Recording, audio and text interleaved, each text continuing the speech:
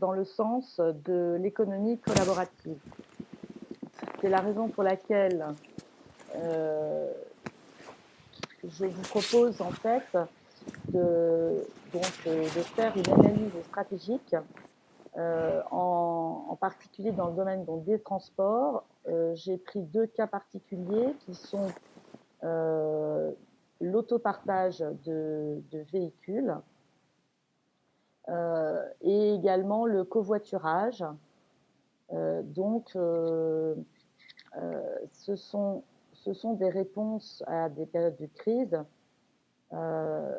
Et de ce fait, j'ai fait un focus sur une entreprise française qui s'appelle Blablacar et également sur l'expérimentation qui a été faite à Paris de la mise en place d'un service en libre service de voitures électriques. Donc, ces deux études de cas vont être étudiées dans le cadre de l'analyse stratégique, de voir comment se sont donc ces deux solutions ont pu émerger. Et pour cela, je vais vous proposer d'utiliser la matrice SWOT pour faire votre analyse stratégique. Alors, la matrice de SWOT, je vais l'expliquer maintenant. Il s'agit d'un outil relativement simple au niveau de sa compréhension, et ça permet en fait de classer ces idées et de les organiser pour pouvoir ensuite faire une synthèse de ce que l'on aura.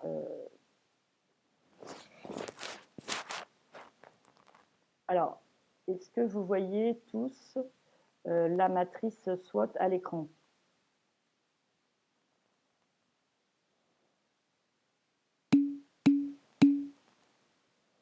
C'est bon?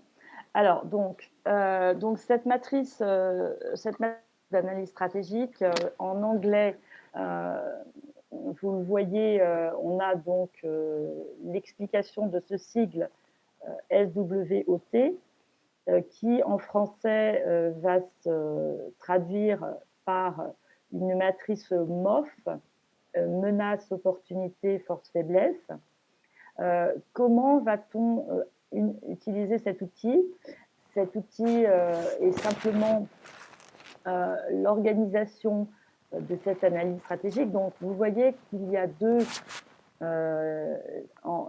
manière linéaire, vous avez les forces et les faiblesses vont s'analyser par rapport à l'origine interne du projet, c'est-à-dire l'objet du projet. Si je prends un exemple, si c'était vous, le produit que vous aviez à vendre, eh bien, l'origine interne, ce serait vos forces et vos faiblesses. Et ensuite, l'origine externe, qui est donc la deuxième ligne, correspond à l'environnement. Donc, en fait, c'est beaucoup plus l'analyse de l'environnement avec est-ce que l'environnement présente des opportunités et est-ce que l'environnement présente des menaces par rapport à votre projet. Donc, il faut bien distinguer cette origine interne de l'origine externe pour pouvoir classer vos idées. Donc, pour pouvoir, maintenant que vous avez une notion de cette matrice, je vais vous proposer d'aller regarder ensemble la matrice que j'ai mise en ligne, qui est la matrice de... je vous ai mis en ligne donc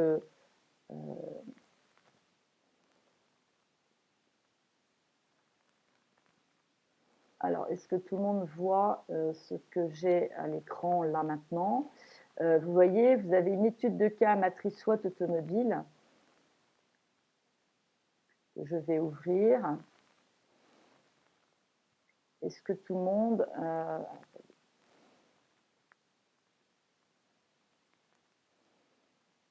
est-ce que... donc, je vais voir avec vous ce document. Est-ce que tout le monde voit le document actuellement?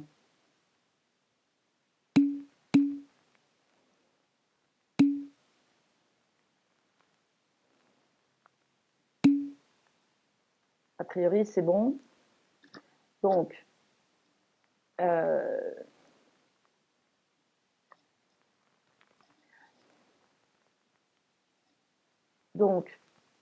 ce document vous indique... attendez, excusez-moi, c'est pas simple.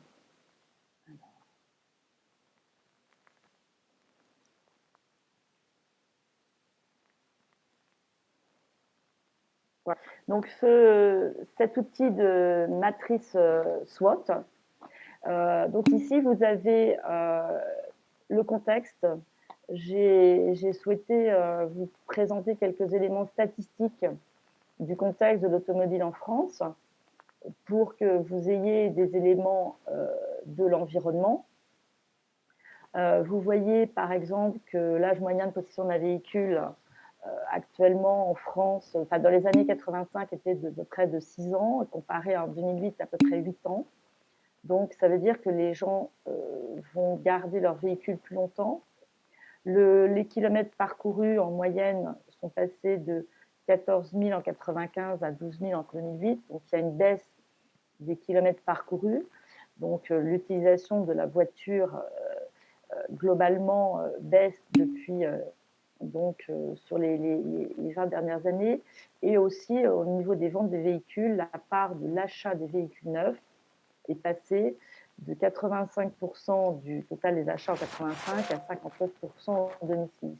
Donc on voit bien en fait que le prix moyen du véhicule neuf a chuté, les ventes de véhicules neufs ont baissé et de plus, la 2/3 des ventes se font actuellement à crédit. Donc en fait, on peut en conclure que l'automobile, qui était un signe extérieur de richesse dans les années 50, devient en fait maintenant un bien d'équipement qui, pour certains, est un bien d'équipement, mais qu'on peut éventuellement le posséder, mais ce n'est pas forcément indispensable dans l'église, sous certaines conditions. Donc en fait, on peut imaginer que... Madame, Oui. en fait, depuis tout à l'heure, tout le monde parle sur la converse, mais on ne voit pas le document que vous partagez. On est encore sur Ah, l'analyse stratégique matrice SWOT. ok, ok, ok. Excusez-moi, mais en fait, j'ai pas eu l'occasion parce que je manipule plusieurs écrans et je reviens effectivement sur. Alors, je vais revenir.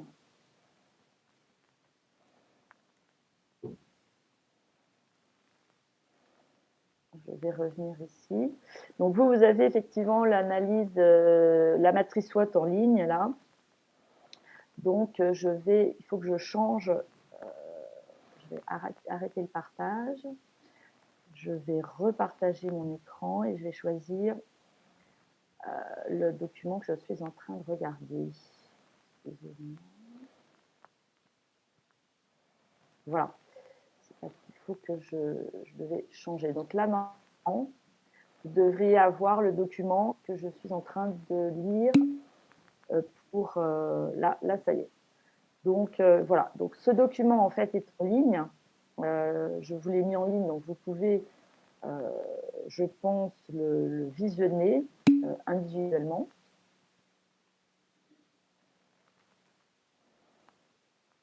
Oui, c'est ça. Effectivement, si vous scrollez l'endroit où vous étiez tout à l'heure, vous étiez sur un endroit où il y avait une vidéo et si vous descendez, vous scrollez en bas, vous avez 4 documents. Le premier, c'est l'explication de ce que c'est qu'une matrice SWOT. Et ensuite, vous avez deux cas. Vous avez un cas sur le covoiturage Blablacar et un cas sur la voiture en libre service Autolib. Et ce que je souhaite déjà dans un premier temps, c'est voir avec vous, enfin, vous permettre de lire le document que j'ai mis ici, qui est en fait, vous avez une matrice à étudier, une étude de cas sur le domaine automobile, qui est la matrice SWOT de Toyota. Ça vous permet en fait de mieux comprendre comment répartir les idées que vous allez trouver dans les documents que je vous ai mis en ligne pour les organiser et bien les mettre dans les bonnes cases, c'est-à-dire en quoi ce sont des forces, en quoi ce sont des faiblesses et en quoi il y a des opportunités liées au marché et des menaces liées également au marché. Donc, grâce à cet exemple, ça vous permet de mieux prendre connaissance des différences, que vous avez à faire. Donc, ce que je vais vous demander maintenant, c'est de lire ces documents sur la matrice Toyota et également maintenant de choisir par groupe. Vous allez me dire, alors je vais reprendre les groupes et les équipes d'hier. Et par groupe, vous allez m'indiquer si vous préférez prendre la voiture, le cas A ou le cas B. Et comme ça me permettra, puisqu'en fait, vous allez avoir à travailler à 3 sur ce cas et me rendre une matrice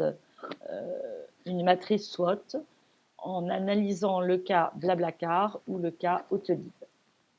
Et pour ça, je vous ai mis les questions à vous poser et vous synthétisez vos réflexions dans une matrice. Donc pour cela, il vous faut étudier les documents, d'une part la matrice SWOT de Toyota, d'autre part le contexte que je vous ai mis ici avec des statistiques, et également vous avez donc à travailler à 3 sur la matrice en choisissant soit le cas Blablacar, soit le cas Autolib. Voilà, donc ce que je souhaite maintenant, c'est je vais donc passer en revue les différentes équipes et vous allez m'indiquer quel type d'étude de cas, puisqu'il y en a 2, quel choix vous faites. Et il faut vous choix parce que vous aurez à rendre le document pour le 11. Alors, je vais commencer par l'équipe numéro 1. Est-ce que l'équipe numéro 1 était quand même 5 minutes pour lire les documents entre Autolib et Blablacar? Vous en prenez connaissance et dans 5 minutes, je demande à chacune des équipes de se positionner sur l'étude de cas que vous aurez choisie. Donc, je vous laisse regarder, vous consulter les documents et